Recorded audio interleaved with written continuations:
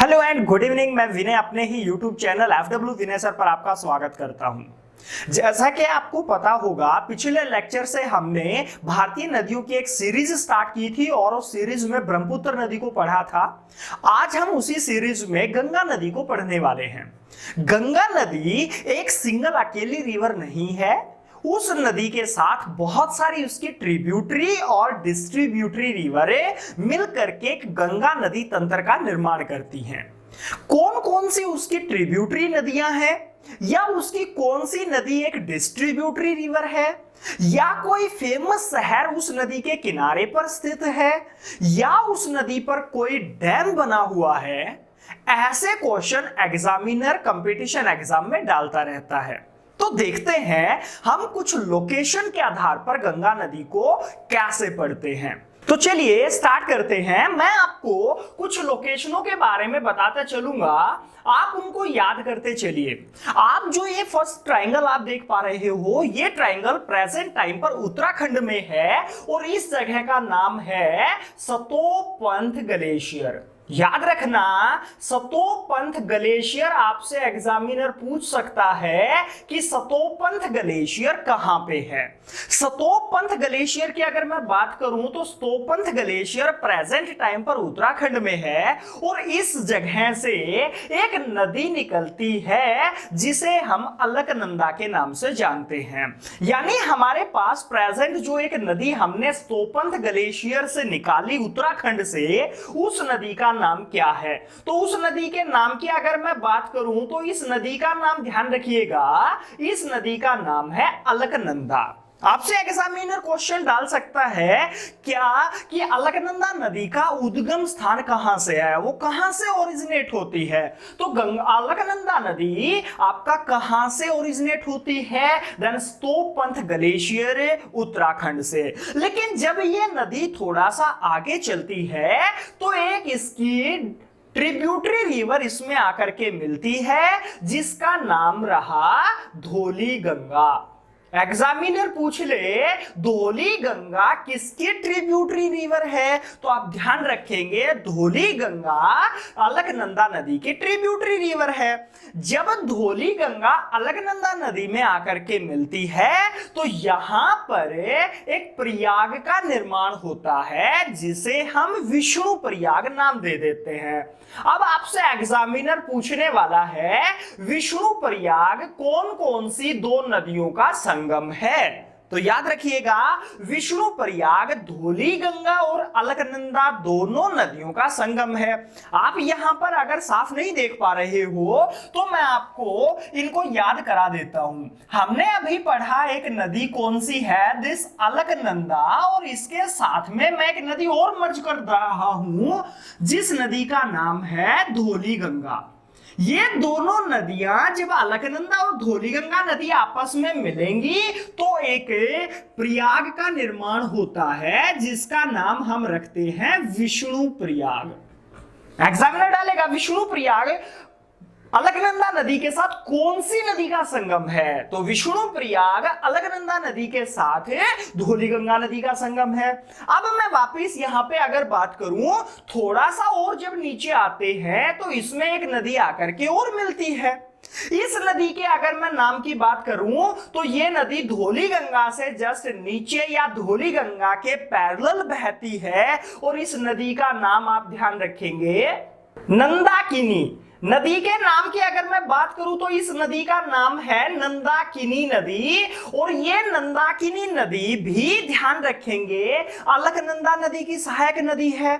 और जहां पर ये नंदाकिनी नदी अलकनंदा में मिलती है हमारे पास एक और प्रयाग बनता है जिसका नाम है नंद प्रयाग। एग्जामिनर क्वेश्चन पूछ सकता है आपसे कि अलकनंदा नदी, यहां पे देखिए अगर मैं बात करूं कि अलकनंदा नदी जो कॉमन रिवर है, साथ में हमने एक और नदी इसके अंदर मर्ज की नंदाकिनी, और दोनों जब नदियां मिलती हैं तो हमें नंद प्रयाग मिलता है। एग्जामिनर पूछे कि नंद प्रयाग कौन कौन सी दो नदियों का संगम है, तो नंद प्रयाग याद रखिएगा अलकनंदा और नंदाकिनी नदियों का संगम है। मैं थोड़ा सा और नीचे आता हूं तो अलकनंदा की एक और ट्रिब्यूटरी रिवर इसमें आकर के मिलती है, जिस नदी का नाम है पिंडर या पिंडार नदी। अगर मैं इस नदी की बात करूं तो इस नदी का नाम पिंडर भी आप कह सकते हो या पिंडार नदी भी कह सकते हो। जब पिंडार नदी अलकनंदा में मिलती है तो एक प्रयाग का और निर्माण होता है, जिसे हम कर्णप्रयाग के नाम से जानते हैं। एग्जामिनर आपसे क्या पूछने वाला है कि अलकनंदा नदी के साथ में अगर पिंडर नदी का आपका संगम होता है तो वो किस नाम से जाना जाता है? तो अलकनंदा के साथ पिंडर या पिंडार नदी जब मिलती है तो हमें एक नया प्रयाग मिलता है, जिसका नाम है कर्णप्रयाग। अब यहां पे ध्यान रखिएगा, जब हमने धौलीगंगा और अलकनंदा का संगम देखा तो विष्णु प्रयाग बना। जब हमने नंदाकिनी और अलकनंदा का संगम देखा तो नंद प्रयाग बना। और जब पिंडर और अलकनंदा का संगम देखा तो हमारे पास कर्ण प्रयाग बना। अब मैं इसकी यानी अलकनंदा की एक ट्रिब्यूटरी रिवर और बता देता हूं। आप एक चीज ध्यान रखना, ये सारा पार्ट प्रेजेंट उत्तराखंड में चल रहा है। यहां पे अगर मैं बात करूं तो ध्यान रखेंगे, एक इसकी सहायक नदी और निकल के आती है केदारनाथ से, जिसका नाम है मंदाकिनी। अगर आपसे पूछे कि केदारनाथ कौन सी नदी के किनारे सिचुएटेड एक शहर है तो आप ध्यान रखेंगे केदारनाथ मंदाकिनी। और साथ में ध्यान रखना रे क्या कि अलकनंदा के किनारे एक शहर बसा हुआ फेमस है बद्रीनाथ। एग्जामिनर ये क्वेश्चन कैसे डालता है एग्जाम में? ये क्वेश्चन सीधे आएंगे प्रेजेंट टाइम पर या हाल ही में केदारनाथ में बाढ़ आई तो ध्यान रखना कौन सी नदी उफान पे थी। तो ध्यान रखेंगे कि अगर केदारनाथ में बाढ़ आती है तो मंदाकिनी होगी, बद्रीनाथ में बाढ़ आती है तो अलकनंदा नदी उफान पे होगी। ऐसे एग्जामिनर पूछेगा आपसे। अब यहां पे ध्यान देना, जब मंदाकिनी नदी और अलकनंदा का संगम होता है तो मैं आपको यह बता दूं, दोनों का संगम जाना जाता है रुद्रप्रयाग के नाम से। याद रखिएगा रुद्रप्रयाग। एग्जामिनर आपसे पूछेगा कि अलकनंदा नदी के साथ में अगर आपका मंदाकिनी नदी का संगम अगर होता है, मंदाकिनी नदी का संगम होता है तो हमारे पास कौन सा प्रयाग बनता है? तो ध्यान रखना अलकनंदा और मंदाकिनी नदी का संगम जाना जाता है, याद रखना रे, रुद्रप्रयाग के नाम से। तो आप ये चीज ध्यान रखेंगे। अब मैं आपको एक और बता दूं कि इसी अलकनंदा नदी में एक और इसकी सहायक नदी या इसी के पैरेलल बह के आती है, जो आप ध्यान रखेंगे इससे थोड़ा सा आगे आकर के अलकनंदा में मिल जाती है। अलकनंदा में जो ये नदी आके मिलती है, ये कहां से निकलती है? तो आप ध्यान रखेंगे इस ट्रायंगल का नाम है गंगोत्री ग्लेशियर या गोमुख ग्लेशियर। गंगोत्री स्थान गोमुख से निकलती है। प्रेजेंट वो जगह भी आपका उत्तराखंड में है और यहां से निकलने वाली नदी का नाम था भागीरथी नदी। एग्जामिनर पूछेगा भागीरथी नदी का उद्गम स्थान कहां से है? तो ध्यान रखना भागीरथी नदी गंगोत्री से निकलती है, अलकनंदा नदी सतोपंथ ग्लेशियर से निकलती है। जब ये दोनों नदियां आगे आकर के उत्तराखंड में ही आपस में मिलेंगी तो एक प्रयाग का और निर्माण होता है, जिसे हम देव प्रयाग कह देते हैं। याद रखना देव प्रयाग कौन सी दो नदियों का संगम है? तो आप याद रखेंगे देव प्रयाग, जैसे एक तो अलकनंदा जो कॉमन नदी हमारे पास है, साथ में एक नदी और मिलती है जिसका नाम था भागीरथी नदी, और जब दोनों मिलती हैं तो एक प्रयाग बनता है, याद रखना देव प्रयाग। एग्जामिनर पूछेगा देव प्रयाग कौन सी दो नदियों का संगम है? तो अलकनंदा के साथ भागीरथी मिलेगी। अब याद रखना हमारे पास प्रयाग कितने हो गए? तो आप याद रखेंगे हमारे पास प्रयागों की संख्या ओनली 5 है। कौन कौन से? फर्स्ट विष्णु प्रयाग, नंद प्रयाग, कर्ण प्रयाग, रुद्र प्रयाग और देव प्रयाग। आप एक चीज ध्यान देंगे, यहां पर जो कॉमन नदी इनमें से है वो अलकनंदा नदी है, और इसके साथ 5 नदियां अलग अलग डायरेक्शन से आके मिलती हैं और नया नाम यहां पर प्रयाग के रूप में हमें मिलता है। अब यहां तक हमने क्या पढ़ा? हमने पढ़ा कि एक फेमस रिवर जो कौन सी थी, दिस अलकनंदा, और उसके साथ में एक और उसके सहायक नदी आकर के मिल रही है जिसका नाम है भागीरथी। दोनों कहां पर मिली? तो दोनों देवप्रयाग में मिली, और जब ये दोनों देवप्रयाग में मिलती हैं तो इसका नाम हो जाता है गंगा नदी। एग्जाम में ध्यान रखना, गंगा नदी का नाम गंगा कहां पर होता है एग्जामिनर पूछेगा, तो आप ध्यान रखना गंगा नदी का नाम गंगा कहां पर होता है। तो गंगा नदी का नाम गंगा कहां पर होगा? देवप्रयाग के बाद गंगा है, उससे पहले ये एक अलग अलग नदियों का ग्रुप है जो आप देख पा रहे हो। मोस्टली जो एक, अगर मैं 2 धाराओं की बात करूं तो वो 2 धाराएं कौन कौन सी हैं जो गंगा के रूप में फॉर्म हो रही हैं? फर्स्ट भागीरथी, और सेकंड कौन सी है? अलकनंदा। अब मैं आपको थोड़ा सा भागीरथी नदी पर फिर लेके चल रहा हूं। भागीरथी नदी जब ओरिजिनेट हुई थी तो उत्तराखंड में ही यहां पर इस नदी पर एक डैम बना हुआ है, और वो डैम बहुत ही फेमस डैम है। यहां पर अगर स्पेस कम है तो आप यहां पे ध्यान रखिए, मैं ए पॉइंट लिख दूं और उस ए पॉइंट को यहां पर डिफाइन कर रहा हूं। उस ए पॉइंट को मैं यहां पे डिफाइन कर देता हूं कि उस ए का मतलब क्या है।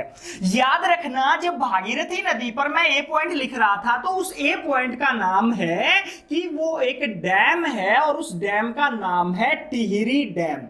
इस टिहरी डैम के साथ में एक अपर साइड में एक एरो मार्क लगा रहा हूं जिसका मतलब है कि ये भारत का सबसे ऊंचाई पर स्थित डैम है। आपसे पूछा जा सकता है भारत का सबसे ऊंचाई पर स्थित डैम कौन सा है, तो याद रखना टिहरी डैम यहां पर ए से रिप्रेजेंट हो रहा है। यहां पर स्पेस कम था या भीड़ हो जाती इसलिए मैंने साइड में लिख दिया है, याद रखेंगे। अब भागीरथी नदी से हम चले, अब यहां पे आ चुके हैं देवप्रयाग, गंगा नदी बन चुकी है। अब इसी गंगा नदी से जब हम आगे निकल रहे थे देवप्रयाग से, तो हमारे पास एक जगह और आती है जिस जगह को हरिद्वार के नाम से जाना जाता है। एग्जाम में पूछा जाएगा कि हरिद्वार शहर कौन सी नदी के किनारे पर है, तो हरिद्वार शहर गंगा नदी के किनारे पर है। अब गंगा नदी के किनारे हरिद्वार शहर बसा हुआ है। हरिद्वार से एक और क्वेश्चन फेमस है, एग्जामिनर पूछता है कि गंगा नदी मैदान या प्लेन में कहां से एंटर करती है, या गंगा नदी मैदानों में कहां से प्रवेश करती है। तो गंगा नदी याद रखना मैदानों में प्रवेश करेगी, कहां से? हरिद्वार से। और एक और चीज मैं बता दूं, हरिद्वार एक तराई क्षेत्र है। हरिद्वार एक कैसा क्षेत्र है? तराई क्षेत्र है हरिद्वार। और तराई का मतलब क्या होता है? आप एक चीज देखेंगे, मैं आपको एक चीज और समझाने की कोशिश कर रहा हूं, याद रखेंगे। आप देखना, जब कभी नदी किसी पहाड़ से ओरिजिनेट होती है ना, तो नदी पहाड़ पर बिल्कुल सीधी चलती है जैसे पापा साथ में हो, यानी आदमी सीधा चलेगा अगर पापा साथ में है।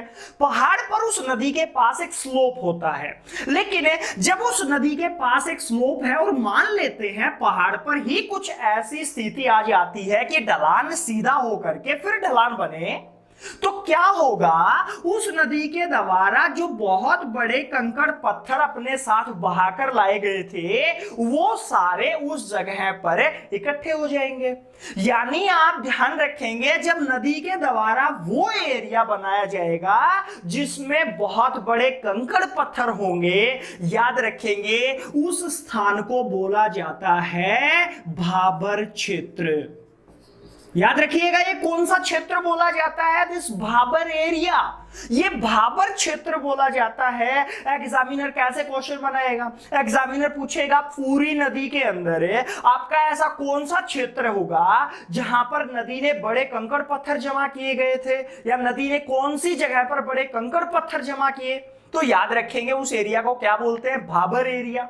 विशेषता क्या रहेगी भाबर की, कि आप देख रहे होंगे बड़े कंकड़ पत्थर जब यहां पे हैं तो पानी उनके अंदर से जा रहा होगा, यानी भाबर क्षेत्र में पानी का लेवल हमेशा कम होता है या नदी लुप्त हो जाती है। अब क्या होता है, जब नदी किसी पहाड़ को छोड़ करके मैदान में आती है तो पानी लगातार गिरेगा और वहां से कंटिन्यूटी में मिट्टी निकलेगी। जब वहां पर कंटिन्यूटी में मिट्टी निकलती रहेगी, याद रखना जब कोई नदी किसी पहाड़ को छोड़ेगी और मैदान में प्रवेश करेगी, उस एरिया को क्या बोला जाता है, दंतराई क्षेत्र।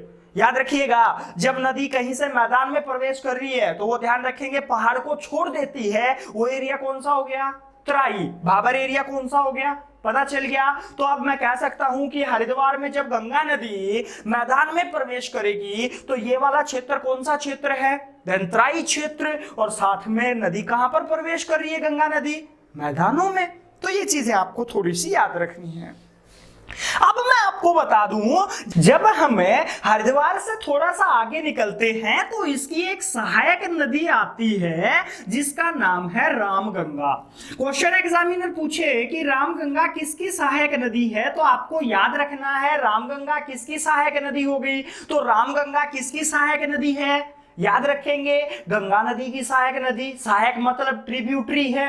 ये यहां पर आकर के जब गंगा में मिलती है तो उस जगह का नाम याद रखेंगे कन्नौज। यूपी में एक जगह है कन्नौज जहां पर उसकी एक सहायक नदी आकर के मिली, जो नाम क्या था, रामगंगा। रामगंगा नदी का अगर मैं उद्गम स्थान बात करूं तो कहां से निकलती है, ध्यान रखेंगे ये नदी भी उत्तराखंड से निकलती है।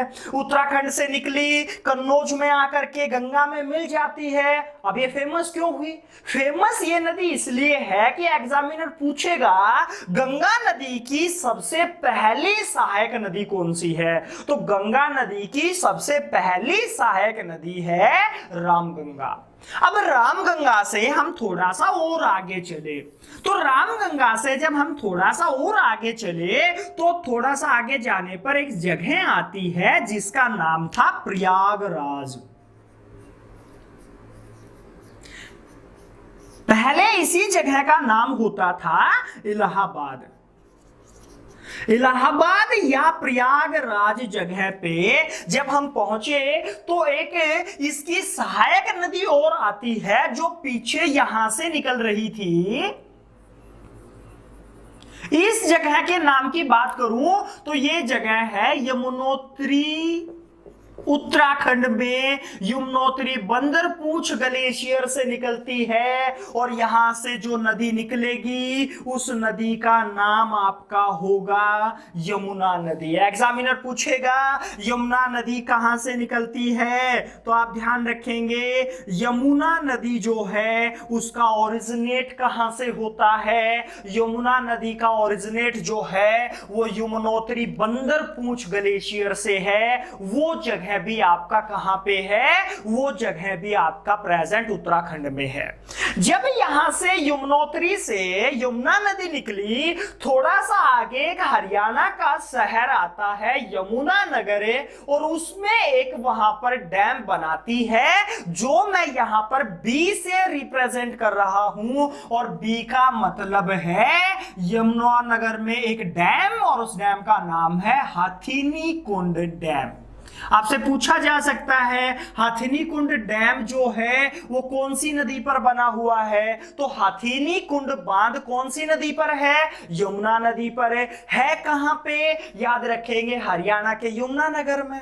अब नदी यमुना नगर में आ चुकी है और अगर आप HSSC की तैयारी कर रहे हो तो मैं आपको कुछ शहरों के नाम बता दूं जो HSSC मोस्टली डालेगा।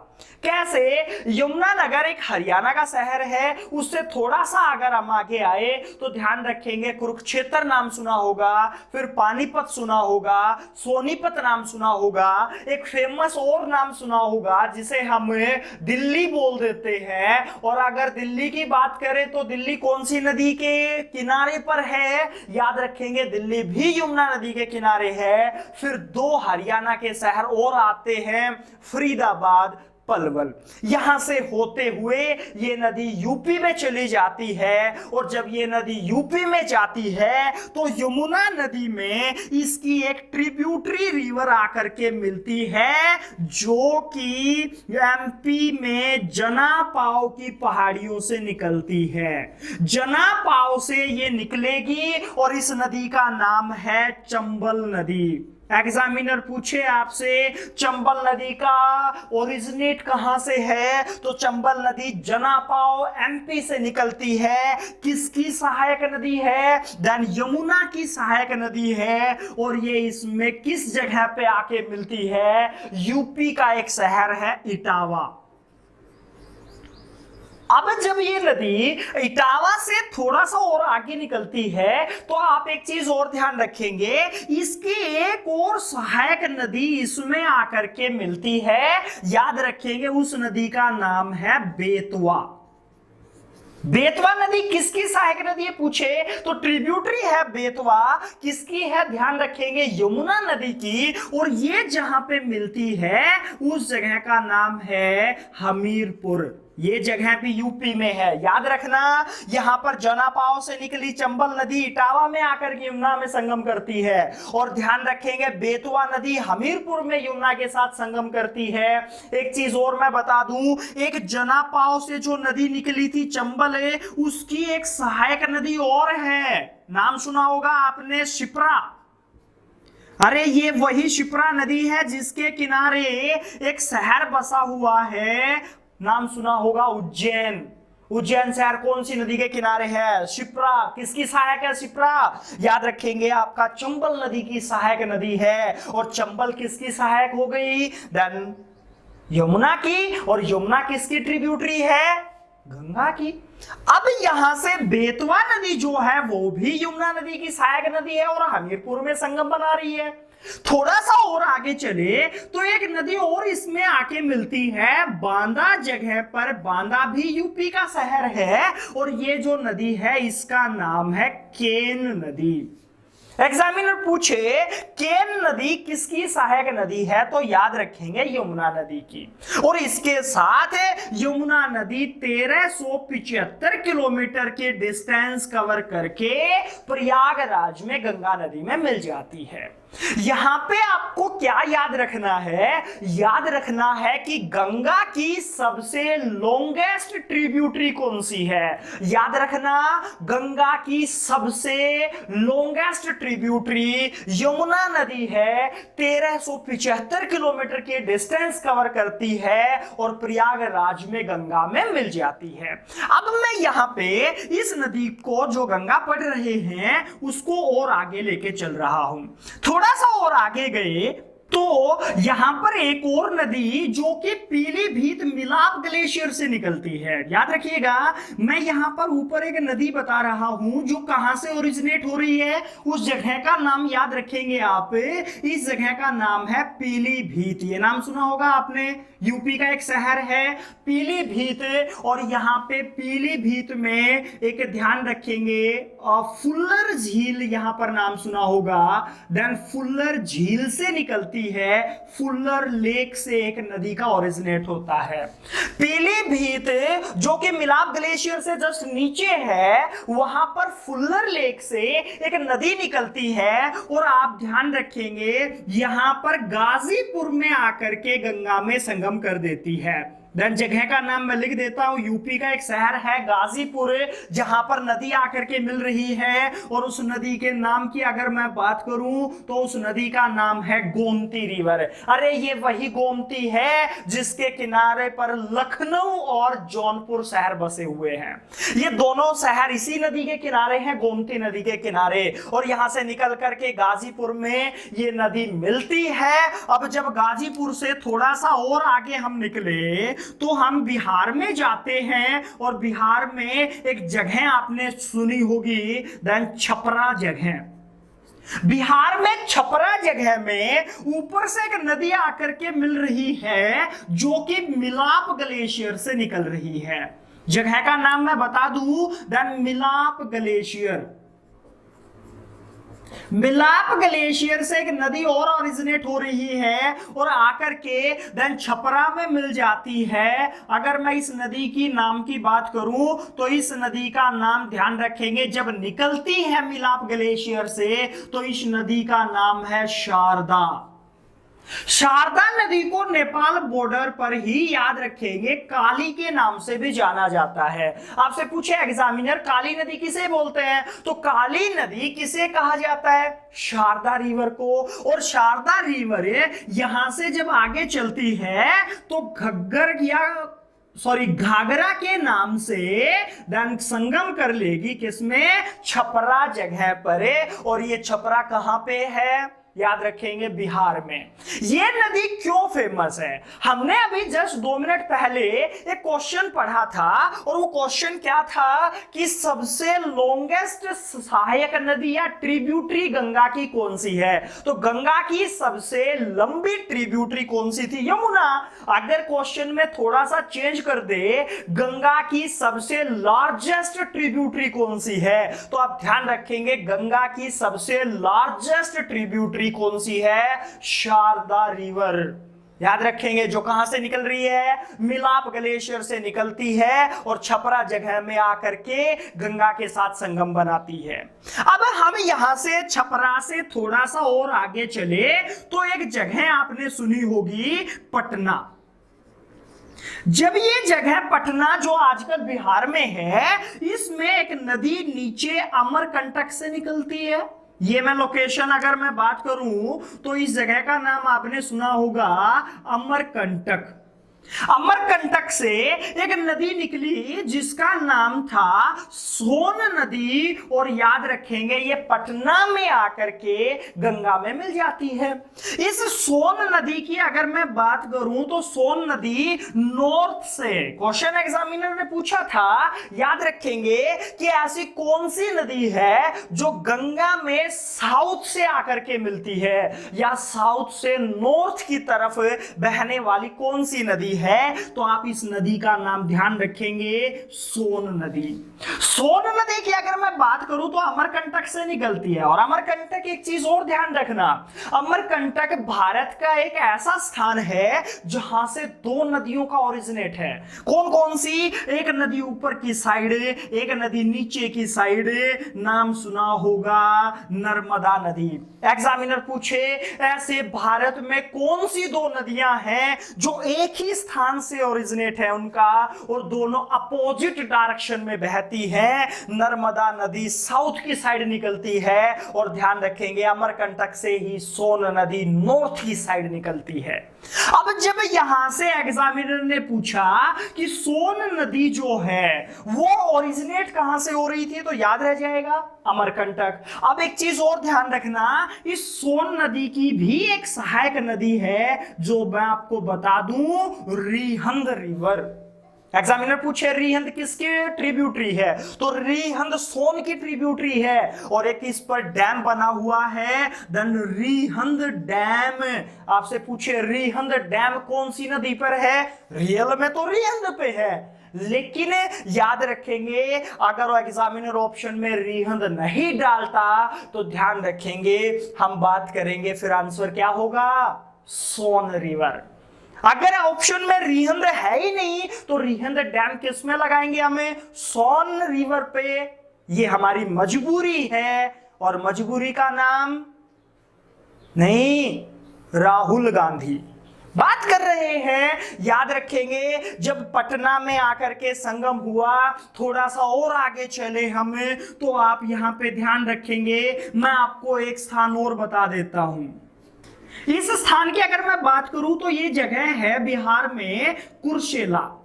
और अगर इस कुर्सेला में बात करें तो ऊपर नेपाल से एक नदी यहां पर निकलती है गोसाई धाम से। याद रखना, गोसाई धाम जगह जो है वो प्रेजेंट नेपाल में है और इस गोसाई धाम से 7 स्ट्रीम निकलती है। ये जो 7 स्ट्रीम है ना, उनमें से ध्यान रखेंगे सप्तकोशी बोला जाता है उन्हें, और इनमें से 4 स्ट्रीम नेपाल की तरफ चली जाती हैं, और इंडिया की तरफ अगर मैं बात करूं तो 3 स्ट्रीम यहां पर इंडिया में आती हैं, और ये जब नदी भारत में आती है तो इसी नदी को बोला जाता है कोसी नदी। कोसी नदी ध्यान रखेंगे गोसाई धाम से निकली, 7 स्ट्रीम निकली थी, 4 नेपाल में चली गई, 3 भारत की तरफ आती है, और नाम क्या था रिवर का? कोसी, जो कुर्सेला जगह पे आकर के मिल जाती है। और जब ये कुर्सेला में आकर के मिलती है तो याद रखेंगे इस नदी को सबसे ज्यादा रास्ते बदलने वाली नदी बोलते हैं। एग्जामिनर पूछे ऐसी कौन सी नदी है जो रास्ते बदलने के लिए फेमस है, तो नदी कौन सी हो गई? कोसी। और इसीलिए इसे बिहार का शोक या शोरो ऑफ बिहार भी कहा जाता है। अब थोड़ा सा और आगे चलते हैं तो ये नदी यहाँ पे वेस्ट बंगाल में जा चुकी है, और वेस्ट बंगाल में ध्यान रखना एक नदी इसमें नीचे की साइड निकल जाती है और एक सीधी बांग्लादेश निकल जाएगी। जो नदी बांग्लादेश गई है उसका नाम पद्मा। और एक चीज और ध्यान रखना, इसके आगे बांग्लादेश में चली गई है नदी, वो नदी इससे आगे क्या करती है, कौन सा डेल्टा बनाती है, वो मैं आपको पिछले लेक्चर में ब्रह्मपुत्र के साथ पढ़ा चुका हूं, जिसका लिंक आपको डिस्क्रिप्शन में मिल जाएगा। मैं यहां पे आपको बता दूं कि एक यहां से नदी सीधी पद्मा के नाम से कहां चली गई? बांग्लादेश। एक नदी नीचे पश्चिम बंगाल की तरफ आती है जो इसकी डिस्ट्रीब्यूटरी रिवर है, और इस नदी का नाम याद रखेंगे हुगली नदी। एग्जामिनर पूछे कि हुगली नदी जो है वो किसकी डिस्ट्रीब्यूटरी? यहां पर एक चीज ध्यान रखना, ये जो नदी हम पढ़ रहे हैं यहां पर मैंने 2 वर्ड यूज किए हैं। फर्स्ट वर्ड डिस्ट्रीब्यूटरी और एक है ट्रिब्यूटरी। याद रखना, ट्रिब्यूटरी रिवर होती है जो किसी नदी में आकर के मिलती है, और एक डिस्ट्रीब्यूटरी रिवर क्या होती है? जो ध्यान रखेंगे किसी नदी से निकलती है। तो यहां पर ये जो नदी है हुगली, वो एक डिस्ट्रीब्यूटरी है ना कि ट्रिब्यूटरी। और ये जहां से निकलती है ना, वहां पर एक डैम बनता है जिसका नाम आपने सुना होगा, फरक्का डैम। एग्जामिनर पूछे फरक्का डैम कौन से जगह पर है, तो आप याद रखेंगे वो जगह है पश्चिम बंगाल। पश्चिम बंगाल में फरक्का बांध बनता है, कौन सी नदी पर है? गंगा नदी पर, और वहां से एक गंगा की डिस्ट्रीब्यूटरी निकलती है जिसका नाम है हुगली। अब हुगली नदी डिस्ट्रीब्यूटरी हो गया, यहां से नीचे जाती है। हुगली नदी के ऊपर 2 फेमस शहर बसे हुए हैं, एक का नाम सुना होगा कलकत्ता और एक का नाम सुना होगा हल्दिया। एग्जामिनर पूछे हल्दिया और कलकत्ता शहर कौन सी नदी के किनारे हैं? याद रखेंगे हुगली नदी के किनारे हैं, और ये नदी यहां से होती हुई बंगाल की खाड़ी में गिर जाती है। अब बंगाल की खाड़ी में नदी जा चुकी है, लेकिन हुगली नदी की अगर मैं बात करूं तो हुगली नदी की एक और फेमस सहायक नदी है, ट्रिब्यूटरी बोलूंगा इसको, जिसका नाम है दामोदर। एग्जाम में पूछा जाए दामोदर नदी किसकी ट्रिब्यूटरी है, तो दामोदर किसकी ट्रिब्यूटरी हो गई? हुगली नदी की। क्यों फेमस है दामोदर? दामोदर इसलिए फेमस है कि इसे पश्चिम बंगाल का शोक बोलते हैं। और एक चीज और ध्यान रखना, इस दामोदर पर एक परियोजना चल रही है जिसे बोला जाता है दामोदर नदी घाटी परियोजना। ये जो दामोदर नदी घाटी परियोजना है ना, ये इसलिए फेमस है कि ये भारत की सबसे पहली बहुउद्देशीय परियोजना। आपसे पूछे भारत की सबसे पहली बहुउद्देशीय परियोजना कौन सी है, तो ये हमने 1948 में बनाई, और इस परियोजना का नाम क्या था? दामोदर नदी घाटी परियोजना। याद रखना, बहुउद्देशीय परियोजना है। और याद रखेंगे, बहुउद्देशीय परियोजनाओं को आधुनिक भारत का मंदिर किसने कहा? भारत के पहले प्रधानमंत्री पंडित जवाहरलाल नेहरू ने। याद रखेंगे। यहां पर अब मैं बात कर लेता हूं। यहां से हमने देखा कि जब हुगली नदी हल्दिया से आपका बंगाल की खाड़ी में मिल जाती है, तो यहां से वाया कलकत्ता से हुगली नदी से होते हुए जब हम इलाहाबाद तक आए, यानी प्रयागराज तक आए, तो यहां तक प्रयागराज से गंगा नदी और हुगली नदी से हल्दिया तक ये जो डिस्टेंस है ना, ये डिस्टेंस आपको याद रखनी है 1629 किलोमीटर की डिस्टेंस है। और फेमस क्यों है? भारत का नेशनल वाटरवे संख्या नंबर 1। आपसे पूछा जा सकता है कि भारत का राष्ट्रीय जलमार्ग संख्या नंबर 1 कहां से कहां तक है? सबसे लंबा राष्ट्रीय जलमार्ग है ये। तो भारत का राष्ट्रीय जलमार्ग संख्या नंबर 1 इलाहाबाद या प्रयागराज से हल्दिया तक है, सबसे लंबा। पिछले लेक्चर में हमने पढ़ा था भारत का नंबर 2 राष्ट्रीय जलमार्ग कौन सी नदी पर था? तो नंबर 2 ब्रह्मपुत्र पे था, सदिया से धुबरी पट्टी। और यहां पे हमने पढ़ा भारत का राष्ट्रीय जलमार्ग संख्या नंबर 1 जो इलाहाबाद से कहां तक है? हल्दिया तक। तो ये कुछ क्वेश्चन थे जो एग्जाम में आपसे गंगा नदी से पूछे जाते हैं।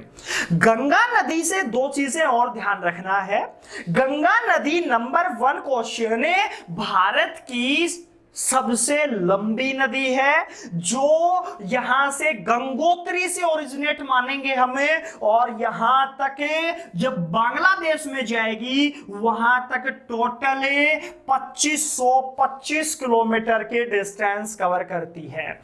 एग्जाम में आ जाए गंगा नदी की लंबाई कितनी है, तो गंगा नदी 2525 किलोमीटर लंबी है, भारत की सबसे लंबी नदी है। मैं कह देता हूं बड़ी नहीं है, सबसे लंबी है, बड़ी हमारी ब्रह्मपुत्र थी।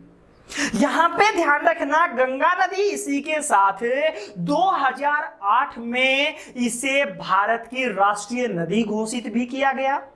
और 5 अक्टूबर 2009 में गंगा में पाए जाने वाली डॉल्फिन जो जन्मांध होती है, जन्म से अंधी होती है, उसे भारत का राष्ट्रीय जलीय जीव भी घोषित किया गया था। तो ये कुछ क्वेश्चन थे जो हमने यहां पर गंगा नदी से पढ़े। अब इसी गंगा नदी को जब हम कंप्लीट कर चुके हैं, तो मैं आपको एक चीज और बता देता हूं। आपको नीचे डिस्क्रिप्शन में एक लिंक मिलेगा, जहां पे आप क्लिक करके एक 10 क्वेश्चनों की सीरीज अटेम्प्ट करेंगे। उन 10 क्वेश्चनों को जब आप ऑप्शन के अकॉर्डिंग टिक करेंगे, तो वहां पर आप क्लिक कर करके सबमिट करें। वहां से आपको अपना स्कोर पता चलेगा, और उस स्कोर को आप मुझे कमेंट सेक्शन में बता सकते हो कि आपको इतना स्कोर मिला है। ये डिस्क्रिप्शन में मैं आपको लिंक प्रोवाइड करा दूंगा। आज के लेक्चर में हम केवल इतना ही पढ़ेंगे। मिलते हैं नेक्स्ट लेक्चर में इसी सीरीज के एक नए टॉपिक के साथ। Thank you.